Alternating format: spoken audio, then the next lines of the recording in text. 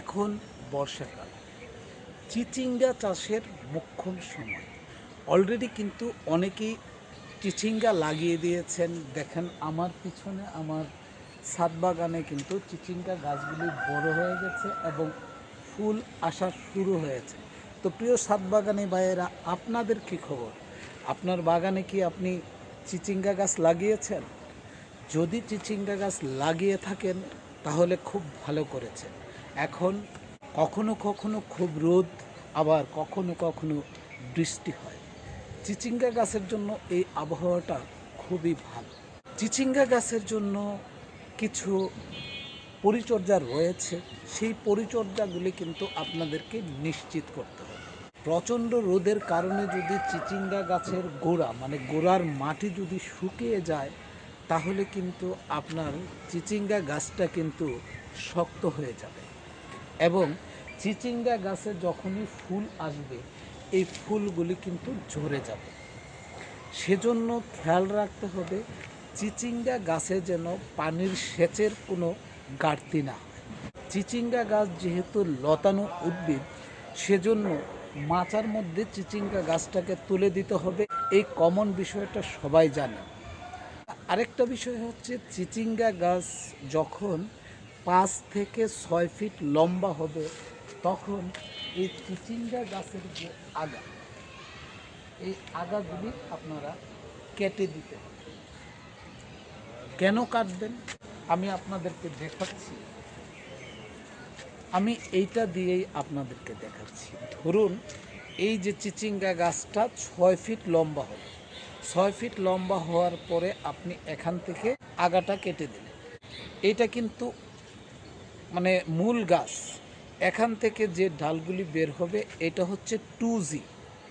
তো এই 2Gগুলিতে আপনার পুরুষ ফুল আসবে। এইটা ধরেন এই যে এটা তো এইটা যদি 2G হয়, তো এইটা যদি আপনি কেটে দেন, তাহলে এইটা থেকে যে আগাটা বের হবে এইটার মধ্যে প্রচুর পরিমাণে স্ত্রী ফুল আসবে।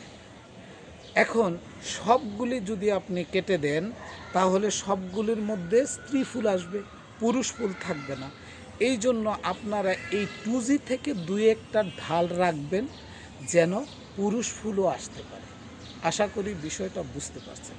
আরেকটা বিষয় প্রিয় দর্শক, আপনার বাগানে যদি মৌমাছি বা পরাগায়ন পোকাগুলি যদি না থাকে, তাহলে কিন্তু বিপদ। সেই ক্ষেত্রে কিন্তু আপনাকে ফুলের পরাগায়ন করতে হবে। এটা কঠিন ব্যাপার।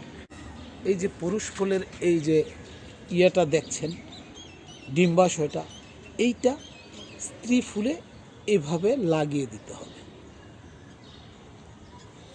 প্রিয় দর্শক, ক্লিয়ার?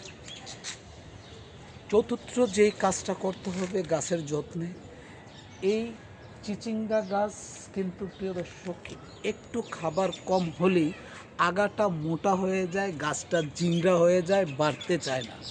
এই জন্য আপনাদেরকে যেই কাজটা করতে হবে, 15 দিন অন্তর অন্তর প্রত্যেকটা গাছের মধ্যে 1 মুঠ সরিষার খোল, গোবর বা জৈব সার দিবেন। 15 দিন অন্তর অন্তর আপনাকে গাছের মধ্যে খাদ্য দিতে হবে। তাহলেই প্রিয় দর্শক চিচিঙ্গা গাছে ভালো ফলন পাবে।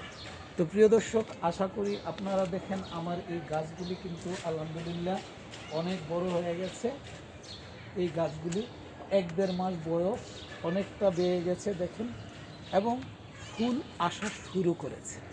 তো প্রিয় দর্শক, আশা করি আপনার বাগানে যে চিচিঙ্গা গাছগুলি রয়েছে, সেই গাছগুলি একই কায়দায় আপনি পরিচর্যা করবেন।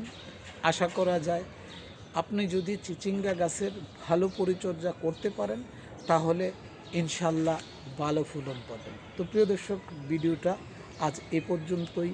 ছাদ বাগানের যে কোনো বিষয় নিয়ে যদি আপনার কোনো জানার থাকে, অবশ্যই আপনি আমার কমেন্ট বক্সে লিখে জানাবেন। বিশেষ করে ছাদ বাগানের যে কোনো গাছের যে কোনো সমস্যা যদি আপনার মনে হয় যে আপনি বুঝতেছেন না, তাহলে গাছের একটা ছবি তুলে আপনারা পাঠিয়ে দেবেন। আপনার সেই গাছের ছবিটা দেখে আমার বিশ্বাস আছে আমি আপনাকে সঠিক যে পরিচর্যা করতে হবে সঠিক তথ্যটা দিতে পারবো ইনশাআল্লাহ। তো প্রিয় দর্শক, আজ এ পর্যন্তই।